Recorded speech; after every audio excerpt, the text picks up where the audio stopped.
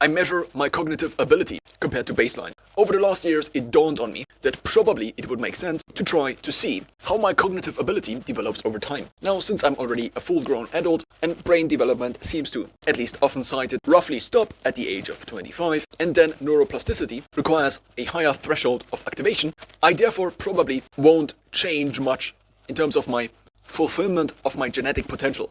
So the only thing I can now do is kind of modulate what cognitive ability I have up and down. Ideally, obviously up. So the first obvious measurement I took is internet IQ tests. If one plots the IQ tests over time, then one ideally establishes a baseline.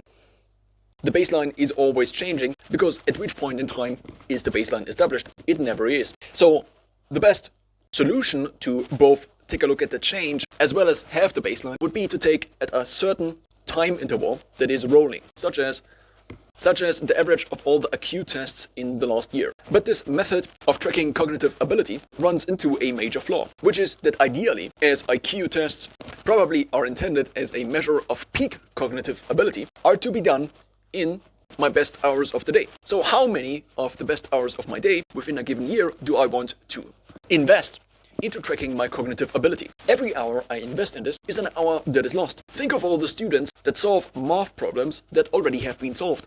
This compute could be distributed differently if just a system was established that was intelligent enough, kind of Amazon Mechanical Turk style, distribute the compute and make use of it instead of basically wasting it. And similarly, how often do I want to do an IQ test? Maybe also using different apps, different services, and then ads in the app during the IQ test. Also, doing a proper IQ test could be done, but what if you don't like the result?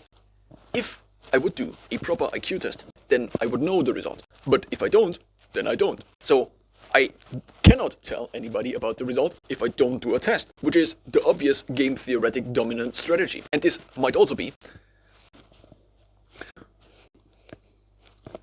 I don't know what he mentioned, but he only hints at it, but never releases official test scores. Second option, test the brain speed somehow. Luckily, Brian Johnson already worked out an implementation of this. I tested the Don't Die app, tested because it's still in beta and has been for a year, and I even posted a couple of hundred times on the app, which was quite time intensive because often the images are the wrong rotation, the text is missing, or it is overlapped by UI elements. So in this app, there is a hint to download an app called Reaction Time or something like this, and I did now for the last couple of months track my reaction time. It's a game called Lights Out. There are 5 lights, and once they are gone, one removes the thumb from the screen as fast as one can. And this might be a very low time investment for getting a